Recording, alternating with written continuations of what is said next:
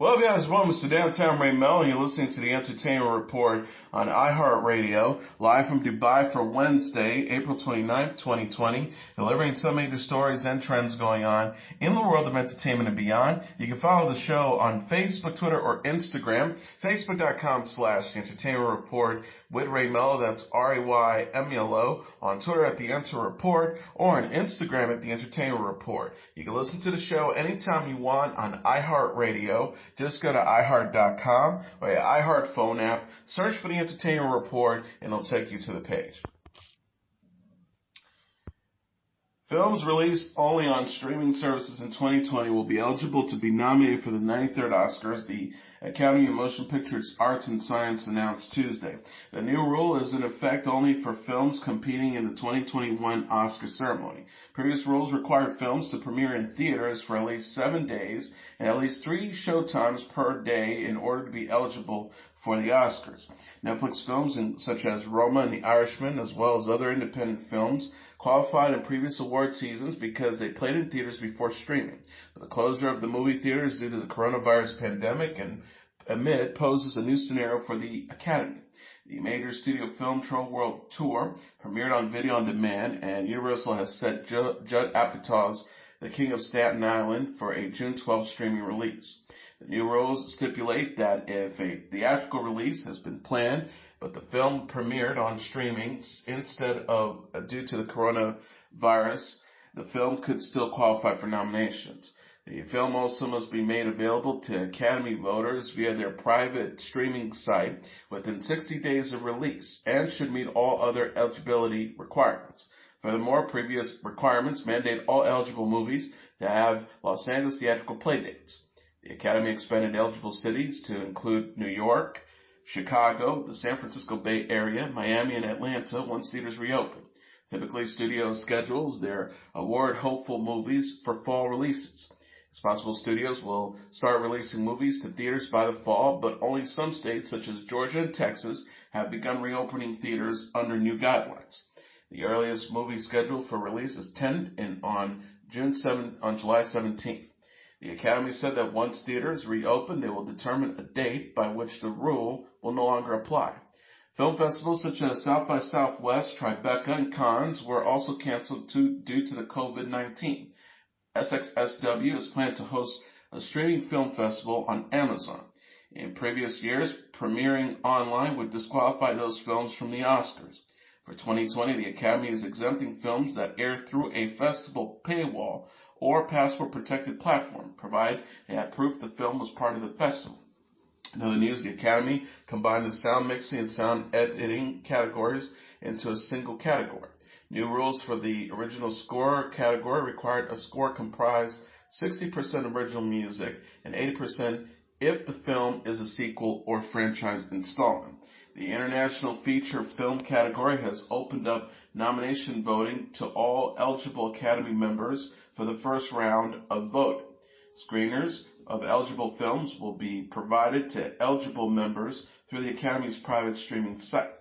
The Academy also lifted a ban on members unaffiliated with the film from providing quotes for a film's marketing. However, Academy governors and the Awards and Events Committee members may not provide quotes. Screeners will now be required to include closed captioning. This will also be the final year the Academy will send out DVD screeners to members, as the Academy wishes to move all screeners online for environmental sustainability.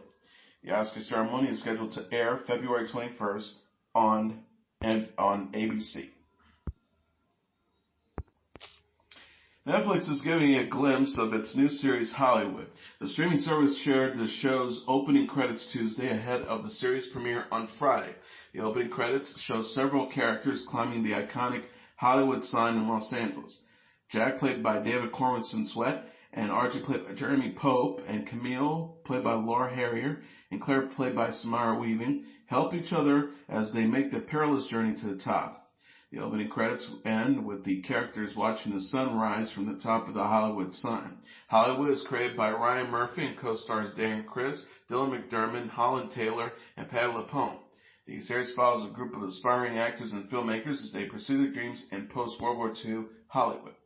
Netflix previously said of the show, a unique glimpse inside Hollywood's golden age and spotlights the unfair systems and bias across race, gender, and sexuality that continues to this day. Netflix shared first look photos this month of Chris Pope, Carson Wentz, Jake Pickling, Harrier, and Weaving in costume. The streaming service also released a trailer for the series last week. Murphy is known for creating the series Glee, American Horror Story, Scream Queens, and Pose. Leslie Grossman gave an update on American Horror Story Season 10 last week, saying the season is, quote, excellent. Queen Sono is getting a second season at Netflix. The streaming service announced Tuesday on Twitter that it renewed the crime drama series for season 2. Netflix shared a video featuring clips from the show and fans tweeting asking for the series to be renewed. Season 2 is coming, the company wrote. You asked, we listen. Queen Sono is Netflix's first African original series. The show stars Pearl Thusi as the titular Queen Sono, an African-American, South African spy with a complicated personal life. Queen Sono is created by South African actor, comedian, director Kagiso Ladiga, co-stars Vilio Dabula, Shahabi Mojele, Chima Hendi, and Loiso Mandinga. Ladiga wrote on Twitter, #Queen Sono Season 2 loading. Thanks everyone across the planet who watched. We appreciate you. Queen Sono premiered in February. Pop TV is creating a special animated episode one day at a time. The network said in a tweet Tuesday it will air the episode in the spring. The post reads, the mid-season finale of At One Day at a Time may be tonight, but don't let that get to you down. An animated special episode is coming this spring. One Day at a Time stars Justina Machado, Tom Grinnell, Isabel Gomez, Marcel Ruiz, Stephen Tobolowsky, and Rita Moreno. The cast will voice their characters in the animated episode. One Day at a Time is in the midst of its 4th season, but has shut down production due to the COVID pandemic. Co-showrunner Gloria Calderon-Kellett came up with the idea for the animated special. Kellett says, as we all know, it's hard to keep One Day at a Time off the air. During this unprecedented time, we want to find a way to keep our family on camera and behind the scenes together and create more entertainment content for our fans who are self-distancing at home. She added, this animated special gives us an exciting opportunity to imagine the Alvarez family in a colorful new way while continuing to tell important and relevant stories. The special will center on Penelope's conservative family coming to visit. The Alvarez family discuss strategies for getting through the visit, which are illustrated through fantasy sequence. One Day at a Time is a reboot of the CBS series of the same name, which aired from 1975 to 1984. Quibi is gearing up for the premiere of its Reno 911 revival. The short-form streaming service shared posters for the series Tuesday featuring Thomas Lennon, Kerry Keening-Silver, Cedric Yarborough, and other cast members. Lennon's posters showed him dressed in his sheriff department's uniform and aviator sunglasses as Lieutenant Jim Dangle. Quibi captioned the post, it's a Reno 911, roll call y'all. Kenny Silver is shown striking a pose as her character Deputy Trudy Week. Yarborough poster shows him making finger guns as his character, Deputy Stephen Jones. Quibi also shared photos of Ian Roberts as Sergeant Jack DeClan, Carl Arzuri as Detective James Garcia, Wendy McClendon Colby as Deputy Clemmy Johnson, Robert Ben Garant as Deputy Travis Jr., Mary Birdsong as Deputy Teresa Kimball, Joe Lotrigo as Deputy Frank Rizzo, and Niecy Nash as Deputy Renisha Williams.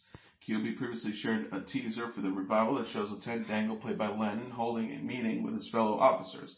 Dangle remarks on the squirrels in the station's vents. Reno 911 originally aired from 2003 to 2009 on Comedy Central. Quibi confirmed in February that the original cast would reunite for a revival. Reno 911 premiered May 4th on Quibi. Indian film star Irrfan Khan died Wednesday of a colon infection after battling with cancer. He was 53. His family said in a statement, after having been struck by lightning in 2018 with the news of a rare cancer, he took life soon after as it came, and he fought the many battles that came with it. Surrounded by his love, his family for whom he cared about, he left for heaven abode, leaving behind truly a legacy of his own. We all pray and hope that he is at peace, and to resonate in part with his words, he had said, as if I was tasting life for the first time, the magical side of it. Khan. His film credits include Angry Green's Medium, Inferno, Jurassic World, The Amazing Spider-Man, Life of Pi, The Namesake, Silent Bombay, The Warrior, Mabul, The Lunchbox, Pico, and Hindi Medium. In his 2008 film, Slumdog Millionaire earned the Best Picture Oscar, and Khan and his castmates were honored as Best Ensemble in the film at the Screen Actors Guild Awards. He won India's National Film Award for his performance in the 2013 biopic. Pang Singh Tamar. Prime Minister Narendra Modi called Khan's death a loss to the world of cinema and theater. Modi tweeted he will be remembered for his versatile performances across different mediums. My thoughts are with his family, friends, and admirers. May his soul rest in peace. Khan's 95-year-old mother, Saia Begum, died Saturday, and the actor watched her funeral via video conference technology because of social distancing practices and efforts to slow the spread of the coronavirus pandemic, which has killed more than 200,000 people. Khan was 53. Ariana Grande performed the emotional song I'm Still Hurting during a live stream for charity. The 26-year-old singer and recording artist Shoshana Bean joined composer and lyricist Jason Robert Brown for the virtual concert Monday. Grande performed I'm Still Hurting from Brown's musical The Last 5 Years, while accompanied by Brown and other musicians. She shared a video of the performance on Instagram. Grande captioned the post, Still Hurting by, performed with the one and only Jason Robert Brown. Love you always. Support, so much support and love to the subculture in New York City and to the stunning band. At DJ Fiddler, at Gary Siegler, at REDP, and at Jamie Donald Eblin. Grande also voiced gratitude to Brown in the tweet Monday. She wrote, that was so beautiful, Mr. Jason R. Brown. I loved every minute so much. Thank you so much. And at subculture_NYC for having me and for doing this. Everyone played and sang so beautifully. Love you. The concert was a socially distanced version of Brown's monthly artist in residency show at Subculture, a live music venue in New York City.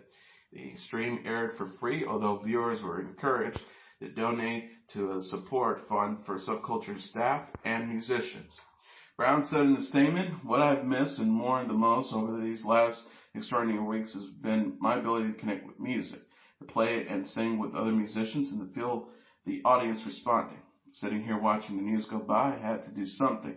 I had to figure out some way to let these notes and words in my head come out and be shared with my collaborators and my audience. And so here we are.